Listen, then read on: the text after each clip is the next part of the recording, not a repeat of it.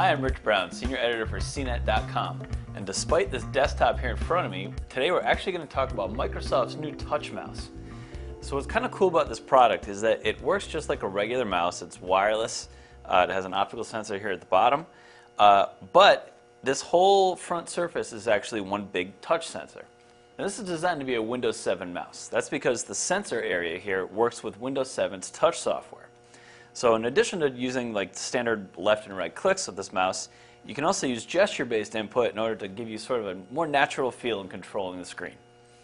Now the mouse comes with a small micro USB input, pops out of the bottom like that. So the mouse works pretty much as expected.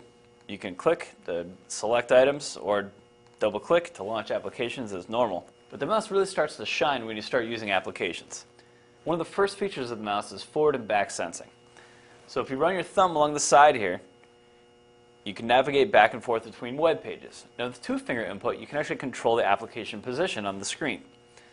So if I drag two fingers down on the mouse, the screen will minimize. Drag them up, it expands. If you use two fingers going to the left, it aligns the application window according to Windows 7's snap assignment. Of course, the same works when you go to the right. So three-finger input gives you a macro view of all the apps you have open. You can see if we drag up, you get all three browsers and you can navigate to the one you want. Or, if you go back to that view, you can drag down to make them all disappear. Same thing again if you're in an application. All three fingers drags it back down. So that's really the basic functionality of the Microsoft Touch Mouse. It's actually an expensive little device too. It goes for about 70 or 80 bucks at pre-order from various sites online, and it should hit the market in the beginning of September. Now, while none of those features we showed you are completely revolutionary, they do feel natural for the most part. The most awkward one is the thumb motion, because you have to sort of tuck your thumb in to go up and down, and it's a little bit weird. We'd probably prefer hard forward and back buttons like you get on most mice these days. But minimizing and maximizing windows and moving them from left to right on the screen really does feel pretty intuitive. We can see using that feature regularly if we had a Windows 7 system and this mouse. We should also add that Microsoft has Windows 8 coming out next year. Previews of that operating system have shown a high reliance on touch input. We expect that's going to mostly focus on tablets and portable devices, but that said, we can see a touch mouse like this actually having a pretty good benefit there.